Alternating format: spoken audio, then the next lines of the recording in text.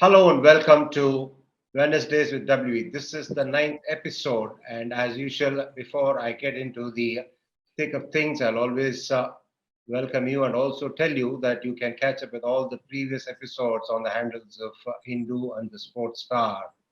And also for the people who are joining us for the first time, give us your comments and also subscribe and also press the like button and inform all your friends because you're going to be privy to a lot of great content.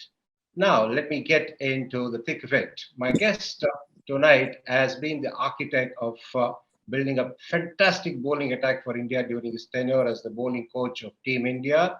And he's also been a long-time friend of mine. I know him for more than 40 years. Phenomenal knowledge he has about cricket, and he's gone from strength to strength in his coaching career. And at the moment, it's my privilege and pleasure to welcome Arun and also to present Bharat Arun to you people. Good evening, Arun. How are you? Hi, good evening, Ram. You've been very kind, and I am very happy to be on the show.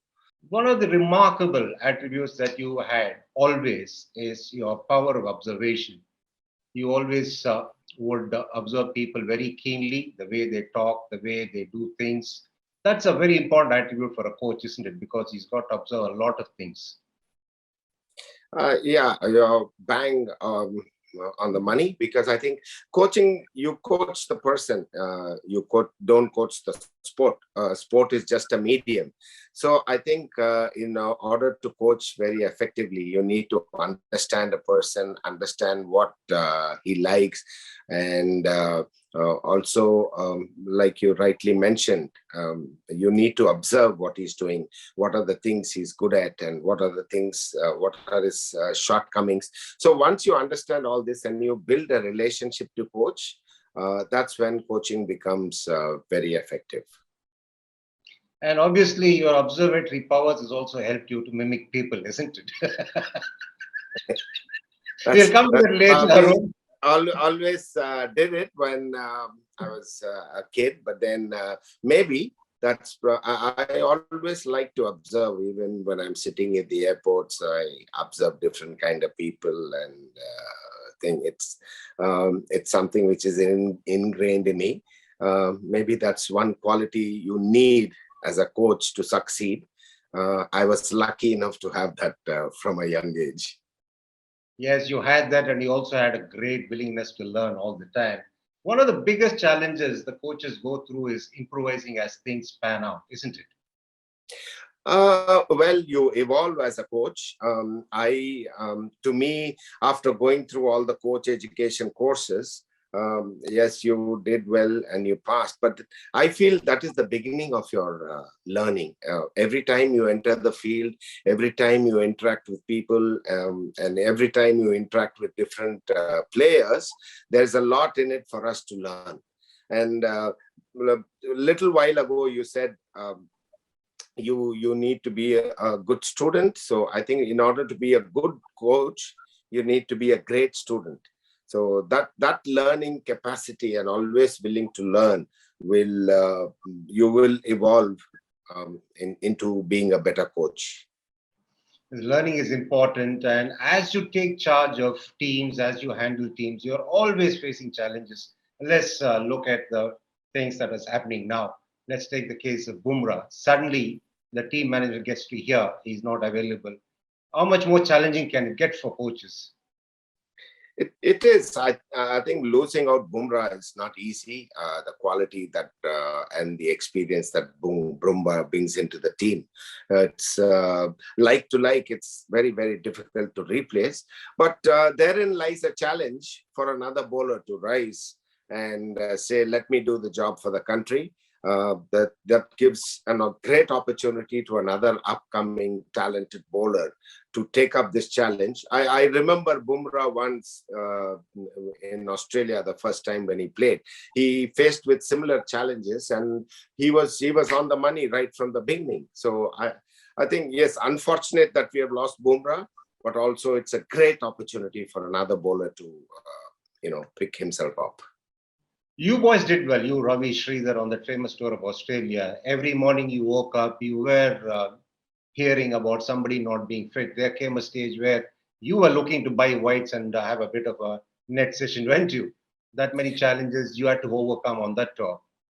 Yeah, exactly. And because also the restrictions of COVID, it was extremely difficult for any player to be sent back or bring another player into Australia. With great difficulty, we as an Indian team went in with a lot of restrictions. And we not only had to quarantine for 2 weeks in Dubai, we also had to quarantine in Australia for 2 weeks. There were tough times.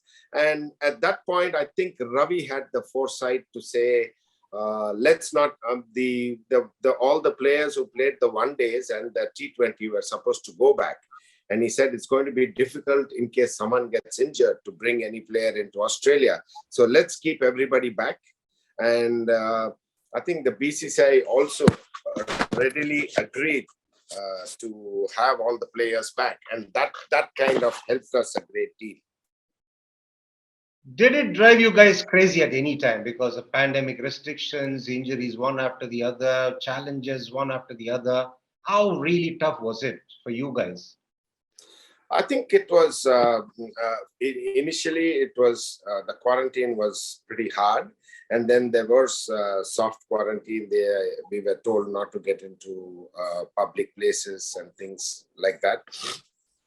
We were up for the challenge. Even before we went, we had a meeting in Dubai immediately after the quarantine period was over. So in that meeting, we discussed that this is going to be a very, very tough tour with challenges. And in Australia, they try to make it that much more difficult for you to work on the mental side and to kill you mentally. So we were up for this. We made it a point and decided that we will not complain about anything. We will be only focused on what we do, no matter how much they try to make things difficult for you. Our focus will be on the game.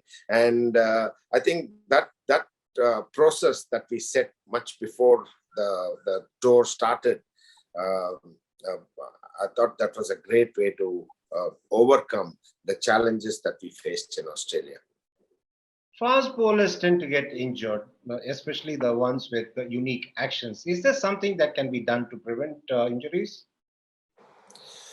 Well, fast injuries are a very inherent part of fast bowling. And however, even if your action is good, you are bound to be injured sometime.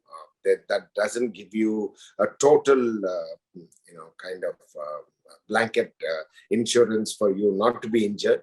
Injuries are part of sport, and more so with unique bowling action like a Bumrah.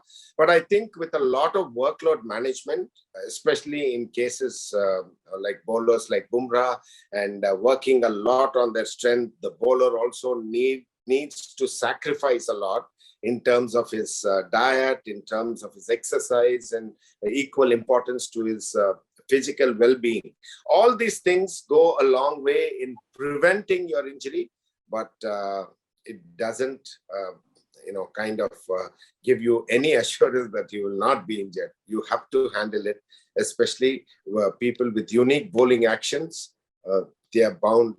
I would say they are a lot more injury prone than one with a nice, smooth bowling action. Enlighten me on work management. You brought it up. It is good you brought it up. It's okay up to a point, but it does have its limitations, isn't it? How much ever you try to manage the workload of a fast bowler. Well, matches are some thing which you have no control. If you need a bowler, if the captain needs a bowler to bowl that many overs, or if he wants Bumrah at the match situation, he needs to bowl a longer spell. Those are unavoidable circumstances, and I think those are circumstances when a bowler should not worry about workload management. But after the games, sufficient rest, because rest is one of the best thing that any bowler can have.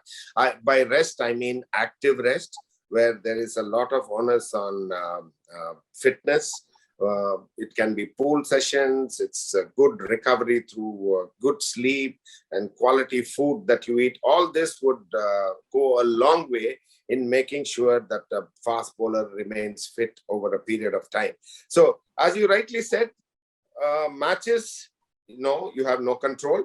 But between matches is something which I think you should pay a lot of importance to for bowlers like Bumrah or any other fast bowler who bowls extended overs for the country to be fit at any given point of time. From the physical side of cricket, especially fast bowling, let's go to the mental side. Do the fast bowlers need to have a different psyche? Definitely, yes. Um, Sometimes I remember one incident when one of the Indian fast bowlers in the 2018 series, he came up to me during the last test in Sydney when it was raining and we were, the match was heading to a draw. And he said, I'm a little tired now. Obviously, he had bowled a lot of overs. He did magnificently well for India. And he said, this time I'm going to bowl within myself. So I very clearly remember the conversation. I said, if you bowl well within yourself now, the batsman who's playing there, he wouldn't know that you're bowling within yourself. Mentally, he would have an advantage of getting over your bowling if you're going to be bowling within yourself.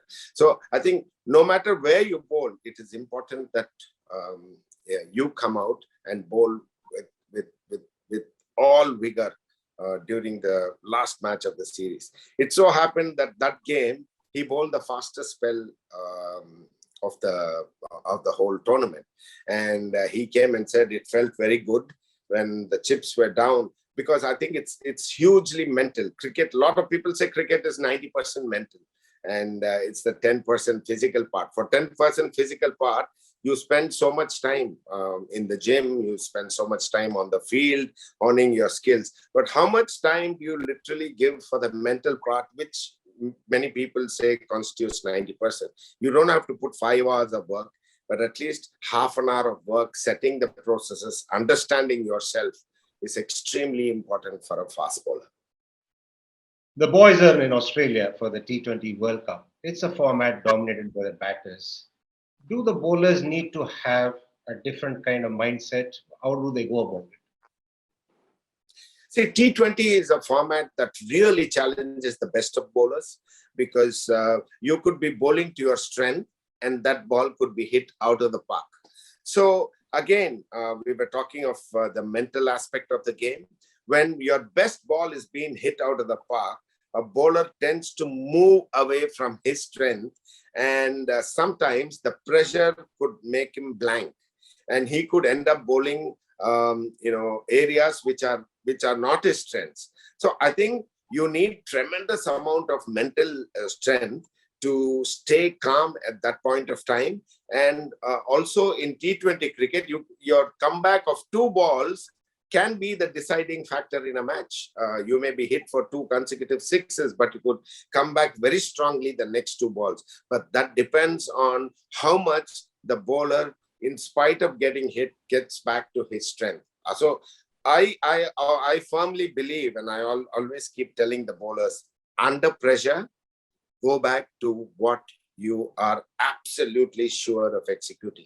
So if you go, and if you are very clear in the mind of what you want to execute, you have the best chance of executing what you want to do. So by this, I think it's easily said, but I think under pressure, the bowler goes through tremendous amount of thought processes, or he gets blank. But to go back to his strengths is a very, very simple mantra for any bowler to do well.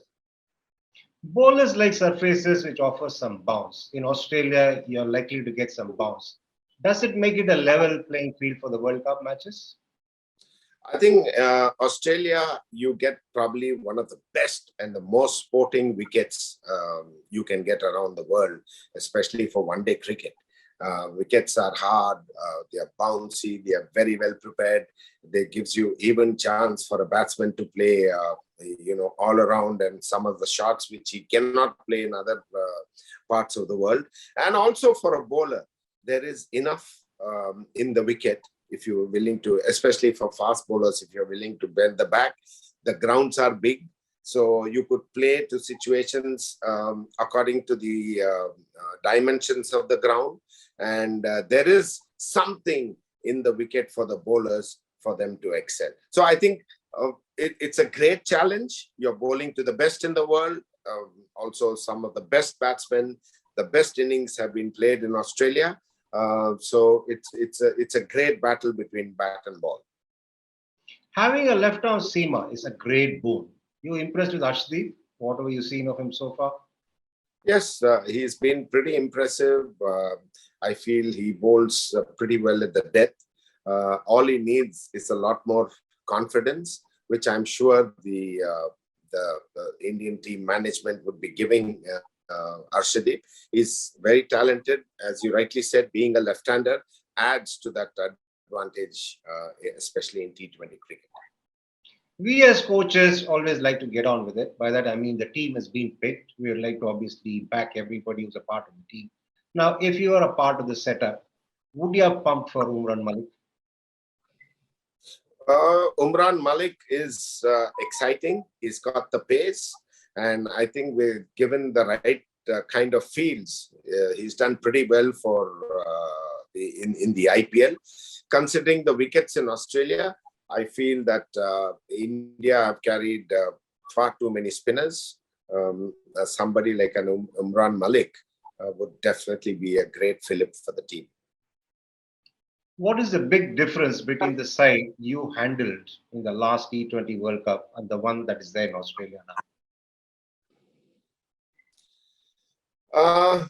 I would say with the experience, the bowling experience, the batting is more or less the same, and most Indian batsmen play exceptional cricket in Australia, and we as the Indian team always we have done exceptionally well in the ICC tournaments and in Australia.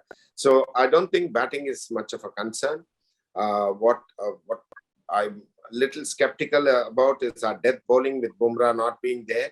But as I said earlier, there are bowlers who are capable. Harshal Patel has done well, exceedingly well in India, and Arshdeep too.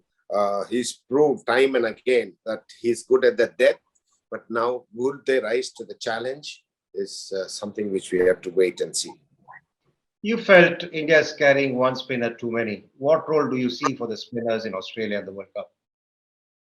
Yes, there is bounce. The grounds are big. Spinners have a very important role in Australia. But I think 3 spinners are too many because you're not going to play more than at any given point. You would be playing just 1 spinner in the team. And you have the choice of 2 spinners in the side. 3 spinners is 1 too many. That's why I said probably Imran Malik instead of 1 spinner would have been a very, very wise move. Are you one who believes in the bowlers playing their hand with the bat? Because those runs can be the difference between success and defeat, the runs they get towards the end. Well, I think many a times there has been occasions when if some of the bowlers can bat, it's proven very, very handy, especially big scoring games and very close games. I think if a bowler can chip in with something with the bat, it's always a very handy thing to have. Can we expect some runs from the bowlers that we have in the party now? I think it's pretty difficult if Akshar Patel is playing. Harshal Patel both can bat a bit, and so can Bhunesh. So apart from that, I don't see many runs coming under tough situations in Australia. What are the pressures that bowlers need to overcome in a major tournament like World Cup? Well, there is a lot of expectation during the World Cup. The expectation from the 1.4 billion in the country, and there's expectation, your own expectation of what you want to do at the World Cup. But again, none of it is going to help you perform better. All you need to do is the kind of work that you put in. If you're really prepared well, and a lot of people talk of the process. What exactly is the process is something which you need to define. You got to understand yourself as a bowler very well. You got to understand the areas that the strengths that you have. With your strengths, what are the areas I need to bowl? How quickly they are able to adapt to the Australian wickets is a challenge.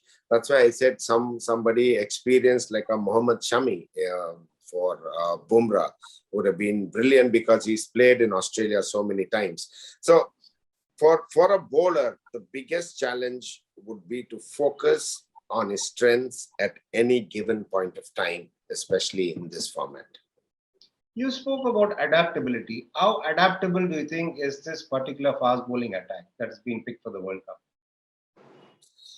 I think the Bhuvanesh has had a pretty good run in Australia, and the rest of them, they've hardly played, like Arshdeep or Harshal Patel or Arshdeep Singh haven't played in Australia.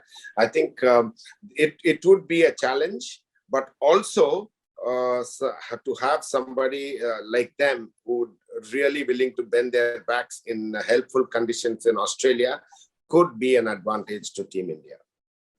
I asked about adaptability because in the World Cup, unlike a bilateral series, you play a different side every game, which means plans will have to change, your approach has to change, isn't it?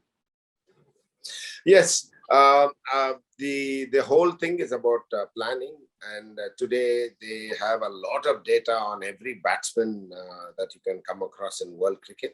So that helps you to plan, but also matching those areas of shortcomings of a batsman with the strength of a bowler is going to is an additional thing which you would be doing as a team and the team management. So with all those data, planning, and as I said earlier, the execution part of it is the greatest challenge. And for somebody who totally believes in his strengths and who's very sure of what he wants to execute at the top of his run, has the best chance to do it. So time and again, if you're going to work on that, that's why I had a policy where the bowlers at the top of their run at practice, you can't replicate a match scenario at practice, but at practice, every bowler would tell me what he wants to execute, and I would give them the feedback as to how close they were to either they have executed or how close or how far away they were from their target. So I think constantly putting pressure on yourself right from practice would be a great way for bowlers, because match becomes an extension of your net. And because every time you bowl in the net, there is pressure. You're bowling to one of the best batsmen, and all these batsmen have also seen you before. Day in and day out, they see you, and they know what to expect of you. So to fox them is a big challenge, and that they can practice in the net.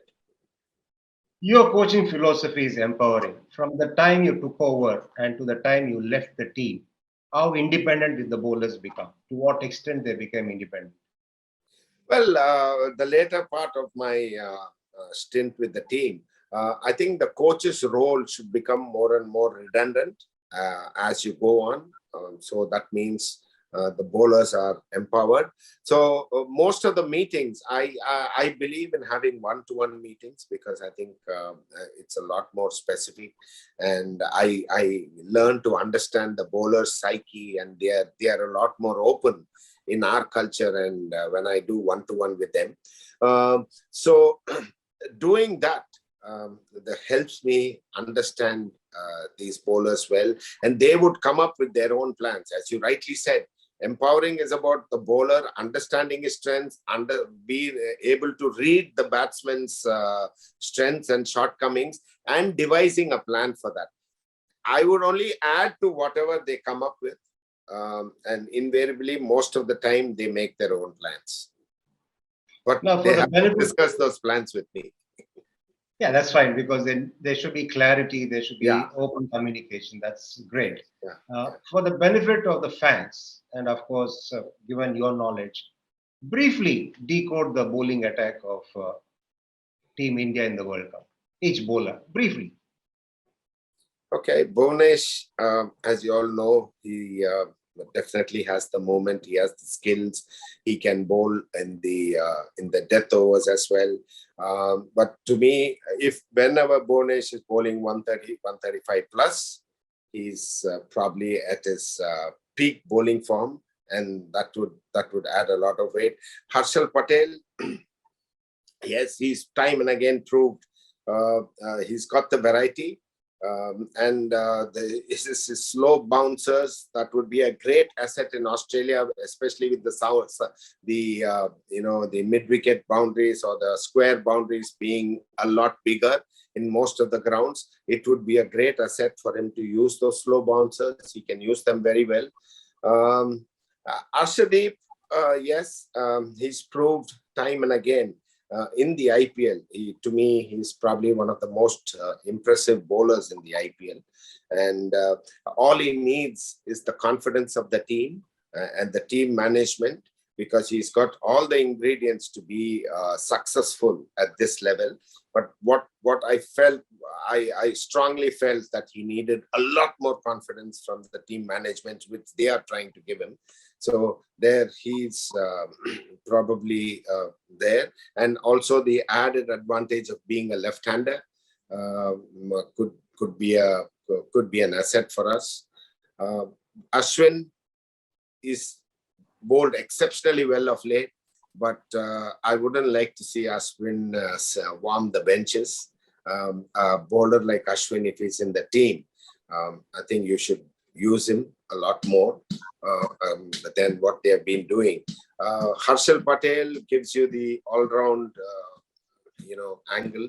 He's somebody who's capable, who is a good striker of the ball, and with the speed and the bounce that he could extract with his bowling action, in Australia he could be a handful.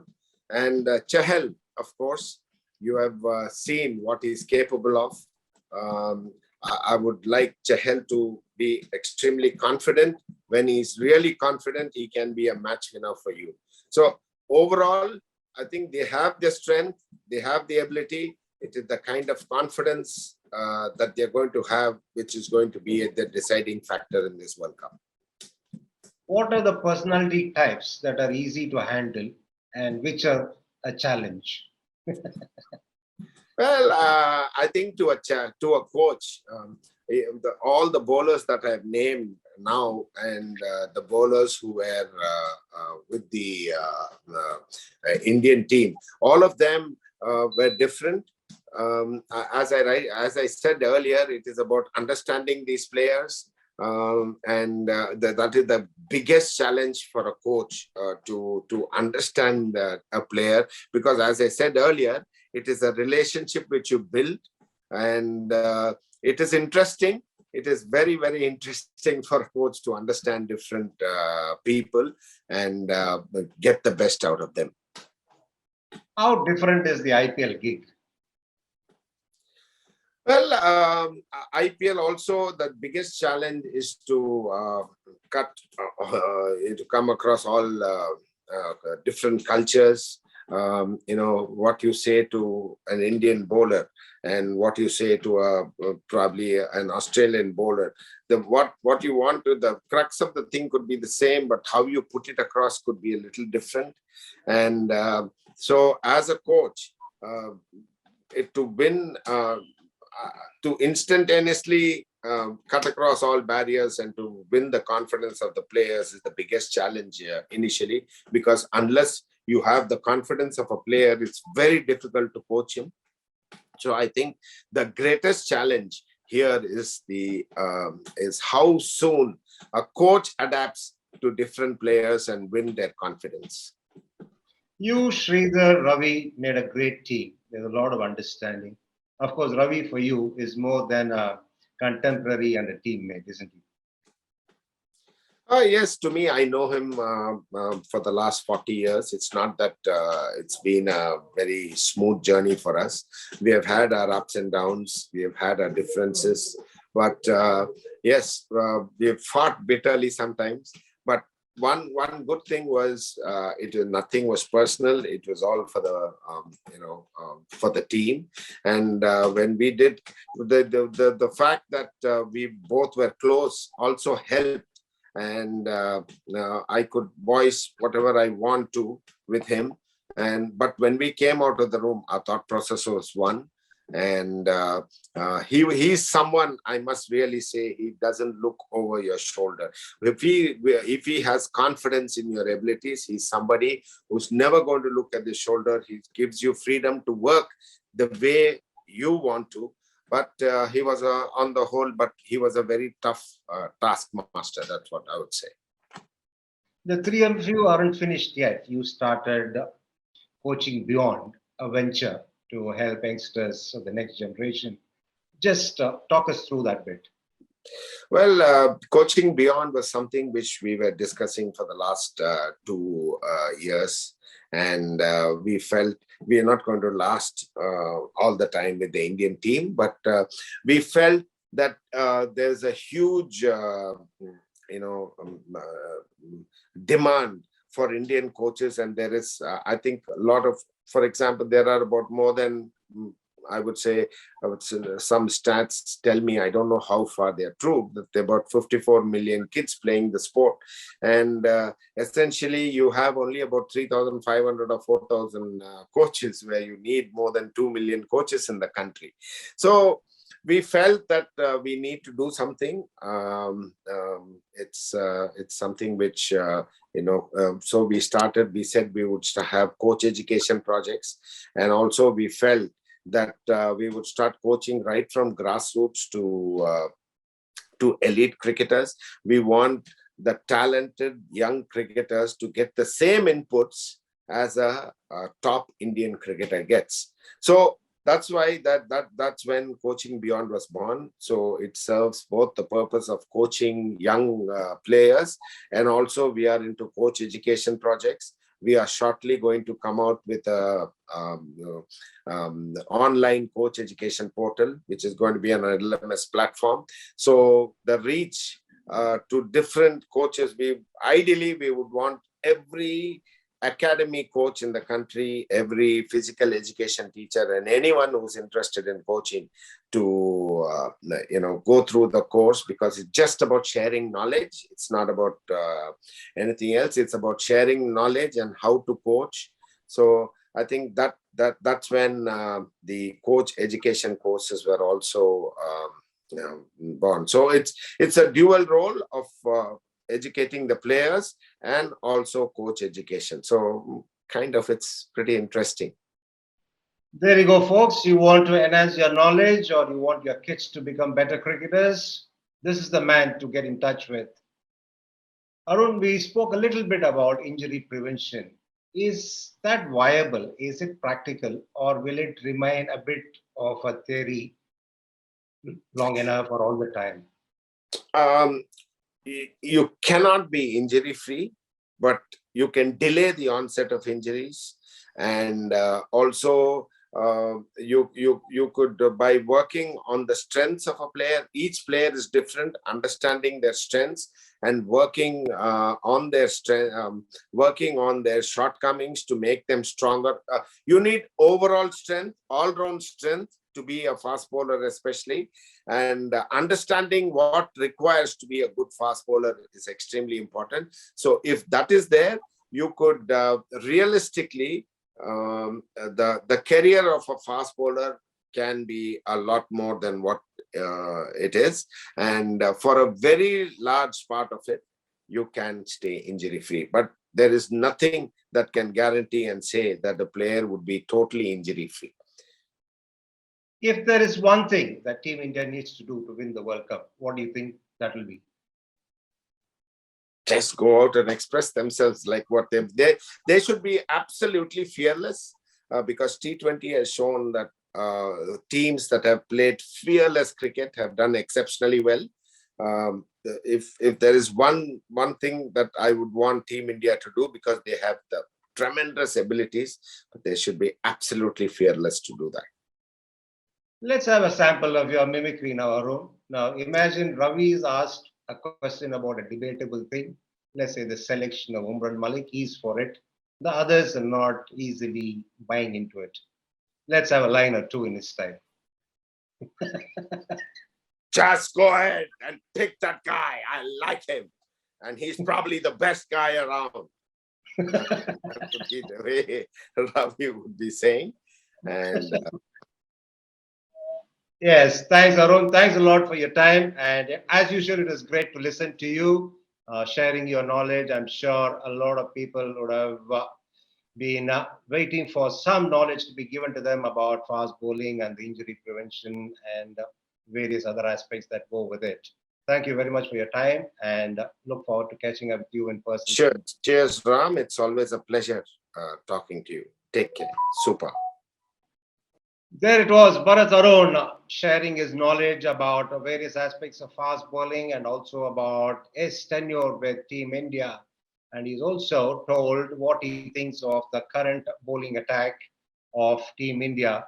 Hopefully, they'll all do as well as he expects them to, but we'll all have to wait and see, won't we?